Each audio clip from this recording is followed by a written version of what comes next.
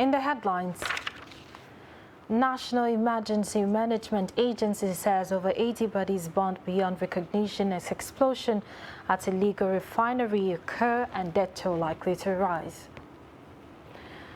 Tributes continue to pour for late Alaafin of Oyo, Oba Lamidi Adeyemi.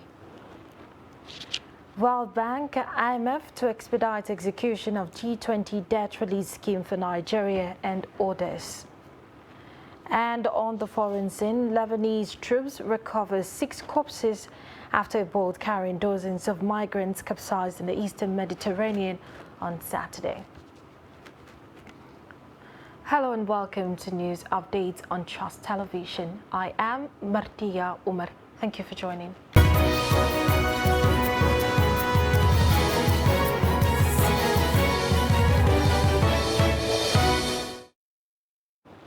And now the news in detail. The National Emergency Management Agency, NEMA, in Imo State has revealed that at least 80 bodies has been badly burned beyond recognition at the scene of an explosion in an illegal refinery. The explosion occurred late Friday at the illegal site between the southern oil states of Rivers and Imo State, and the police has confirmed.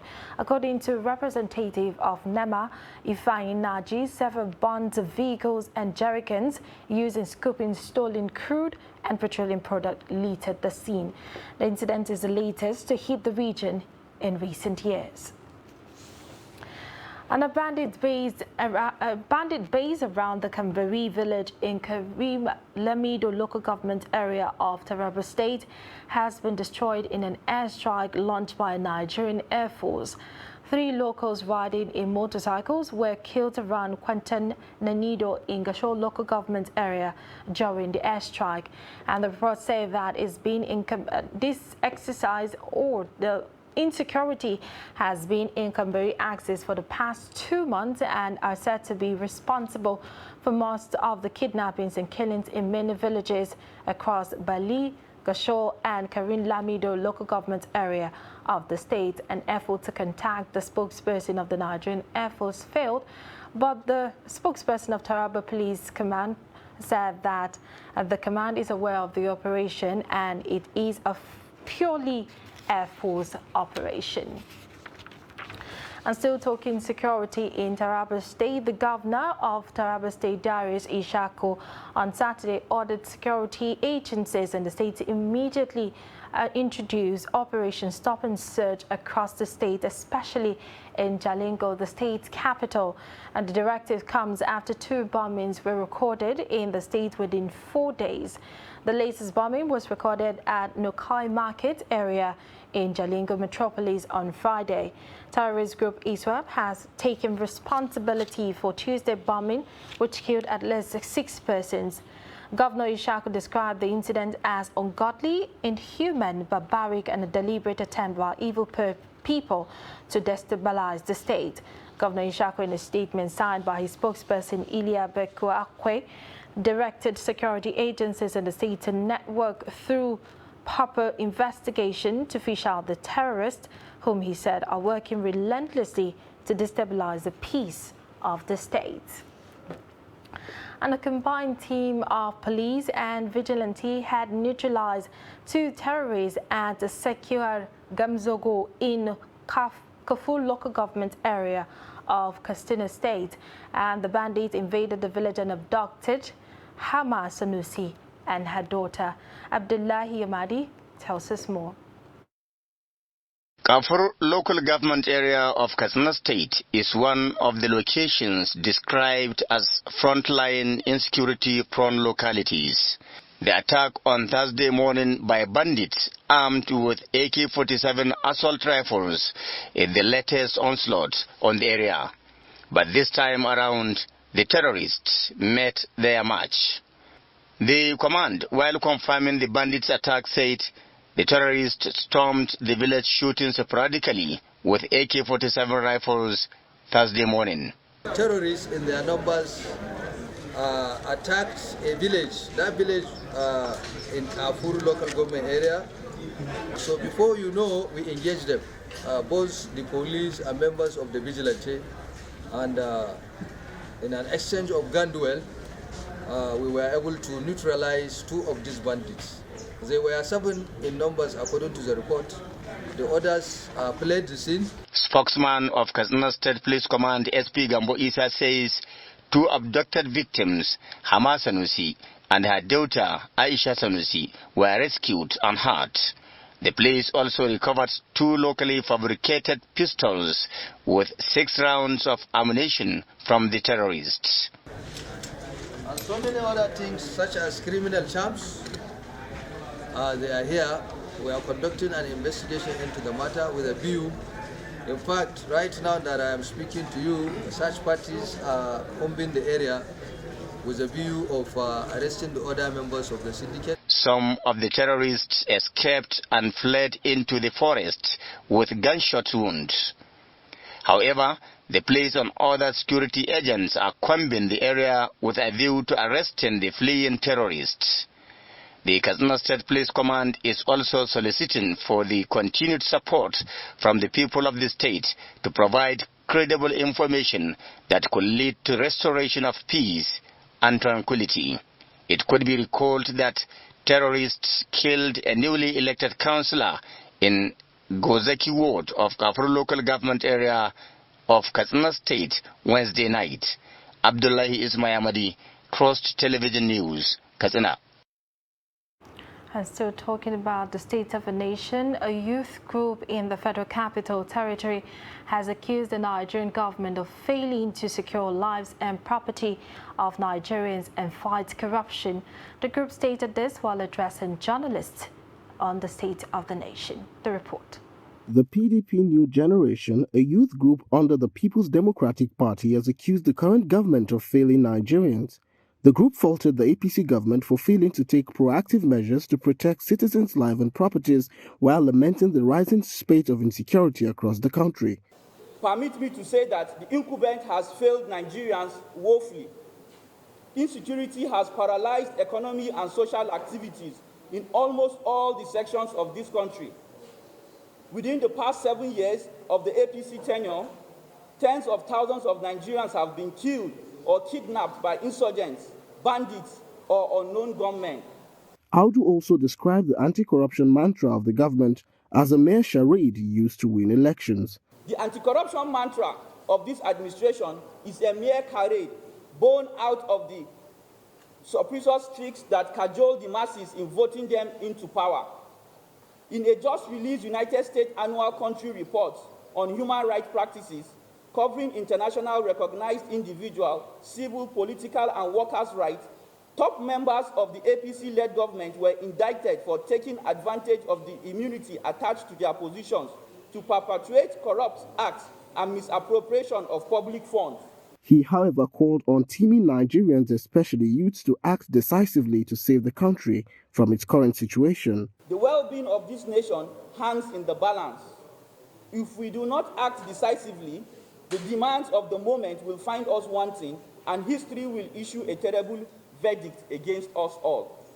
These mayhems that have visited our schools, roads, railways, and airports in the last few weeks might have revealed a carelessness of leadership at the federal level in being proactive towards addressing justly reported cases of attacks and threats to lives and properties of Nigerians.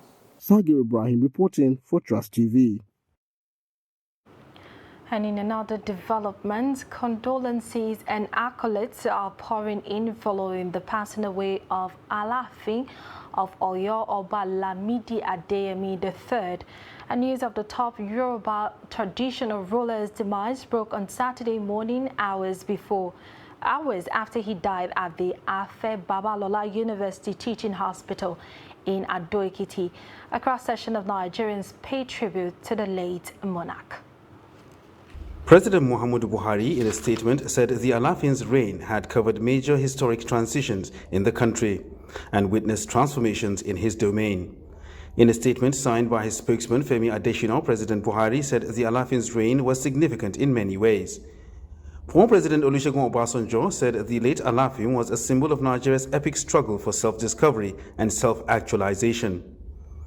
Oyo State Governor Seyi Makinde described the royal father as the best man standing in the rank of most eminent royal fathers with long years of leadership and a golden king. Governor Makinde spoke via a statement signed by his spokesperson Taiwo Adisa.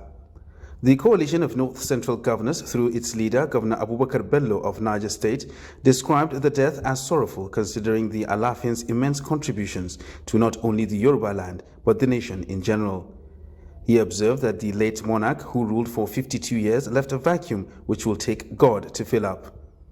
Benue State Governor Samuel Ortom described the late Oyo monarch as a brave and courageous king who did everything possible to preserve the culture and tradition of his people.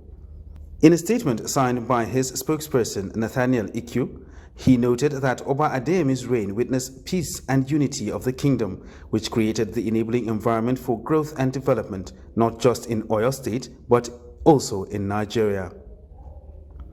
On his part, Rivers State Governor Nyesom Wike said it is with a deep sense of shock and sadness that he learned of the passing of His Royal Majesty Alafin of Oyo Oba Lamidi Adeyemi III.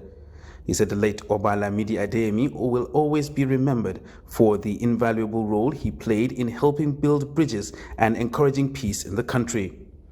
Ogun State Governor Dapo Abiodun described the monarch's death as tragic and occurred when least expected. Governor Abiodun noted that the Alafin's death will create a huge vacuum in the entire Yoruba land, while his sagacious leadership and royal council will be sorely missed. You're still watching Trust TV News Update. Coming up after the break.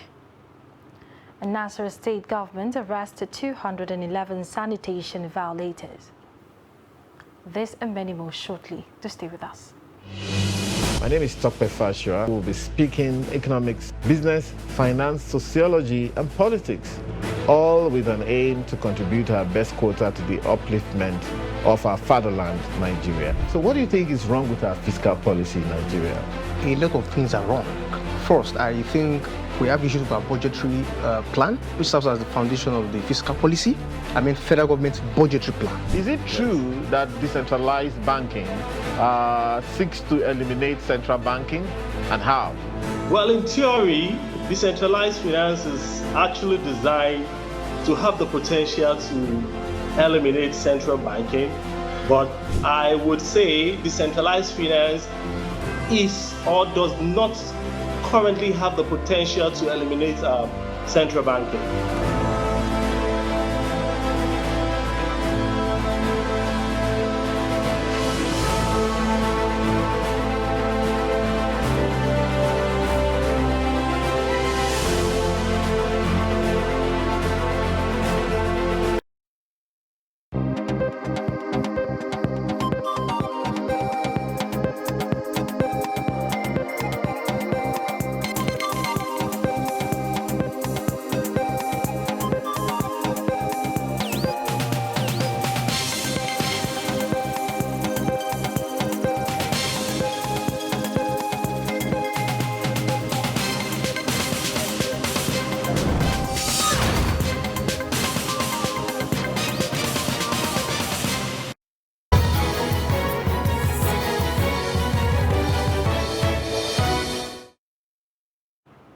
Welcome back. This is the news update on Trust Television. Before we proceed, let's take a look at our headlines again. We told you that National Emergency Management Agency says over 80 bodies burnt beyond recognition at an explosion at an illegal oil refinery and death toll likely to rise. We also told you that tributes continue to pour for late Alafin of Oyo, Oba Lamidi Adeyemi.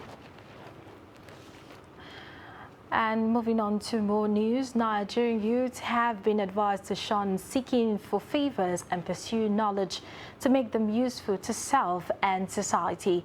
The Chief Imam of Muslim Foundation, Gusau, Sheikh Tukur Jangebi gave the advice in Gusau, Zamfara State, Northwest Nigeria, while speaking with newsmen on the tenets of Islam, one of which he identified as observant of the Ramadan fast. The report.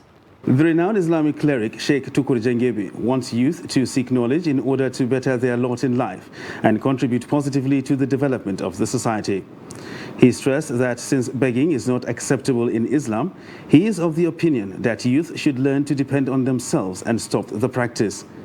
Sheikh Jangebe said Muslims are expected to demonstrate fear and complete submission to the will of Allah during the holy month of Ramadan by praying daily.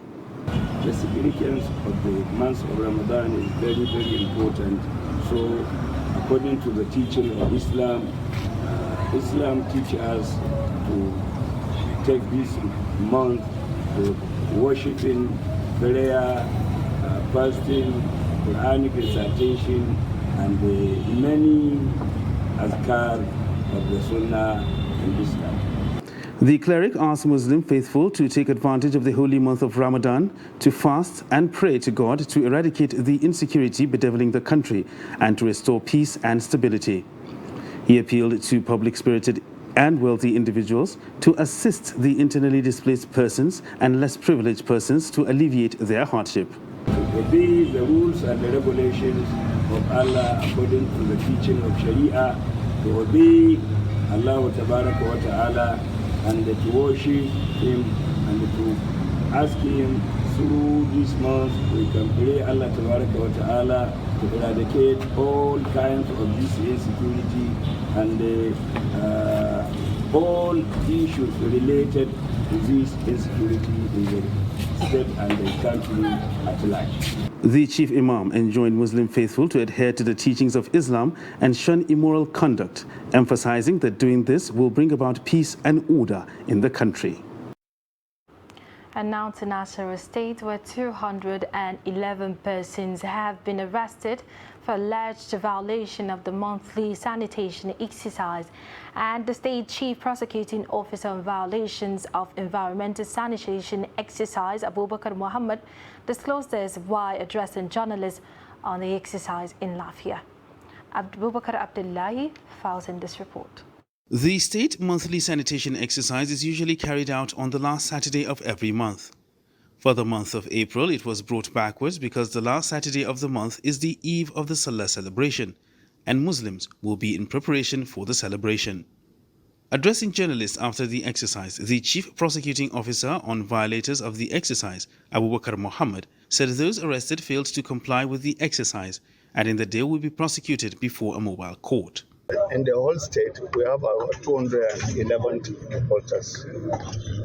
211 because I received report from all the local governments, and 211 reporters. And but here we have only 18 reporters that appears before the court, and you can see them with their KK and also the machines that they have, and they are now before the Honorable Judge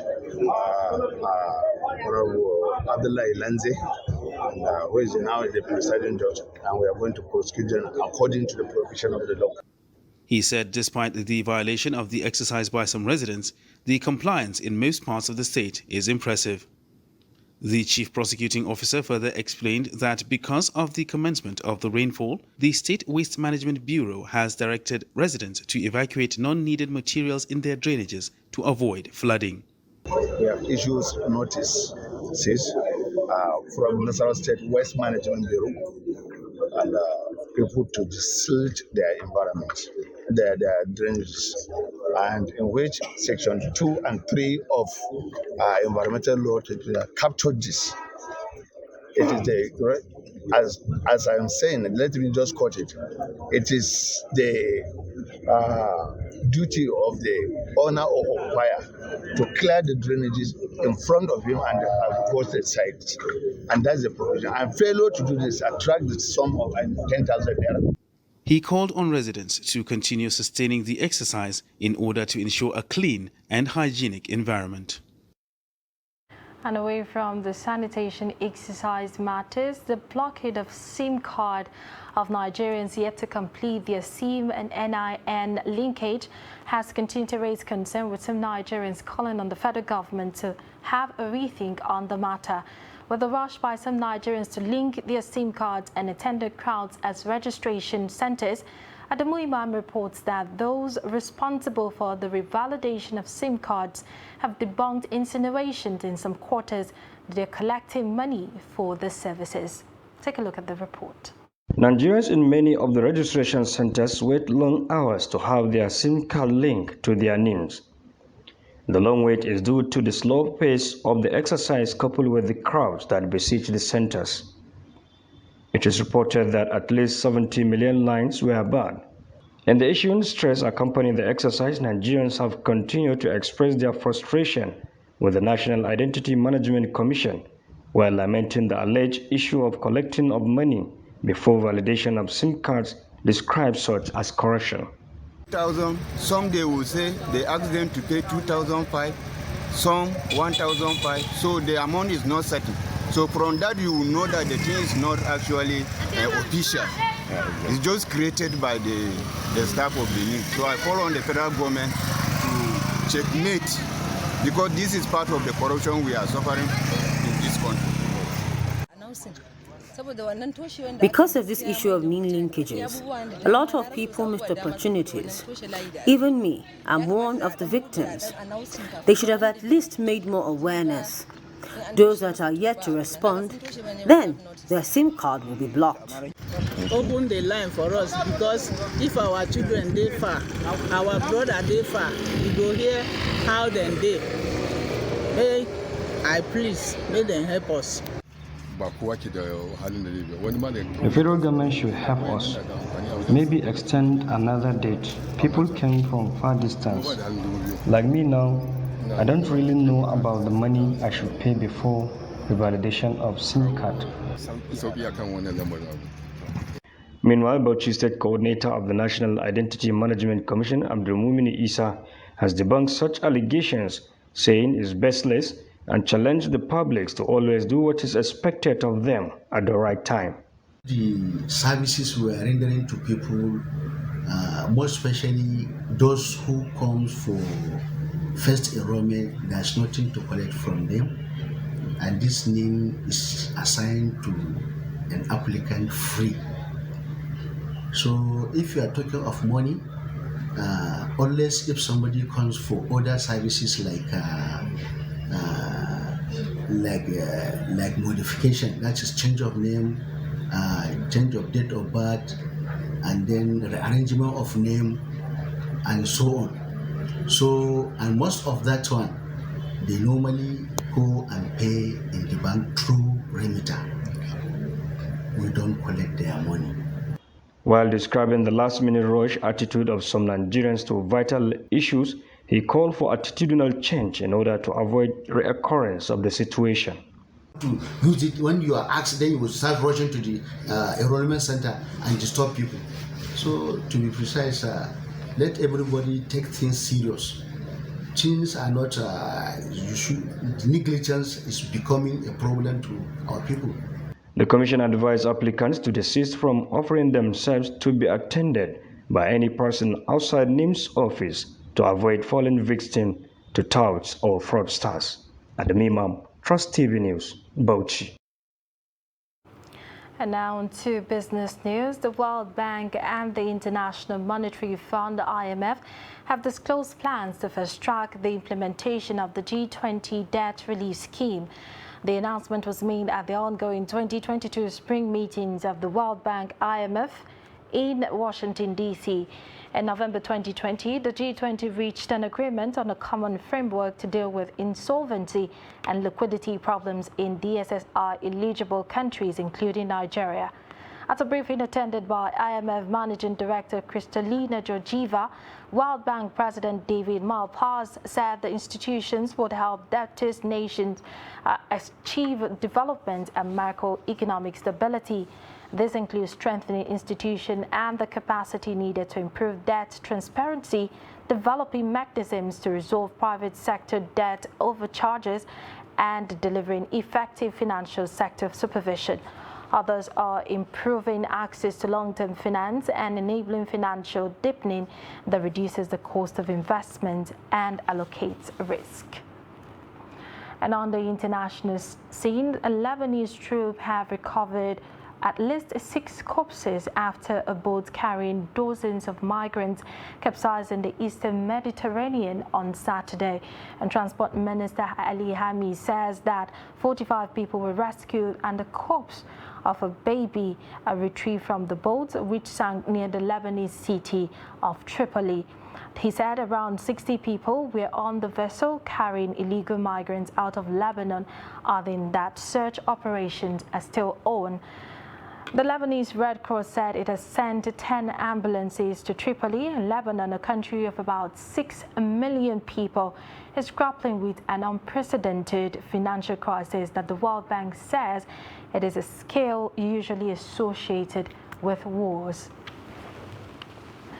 And that brings us to the end of the news updates at this hour. For more updates, follow us across all our social media platforms. I am Martia Umar. Thank you for watching and stay tuned.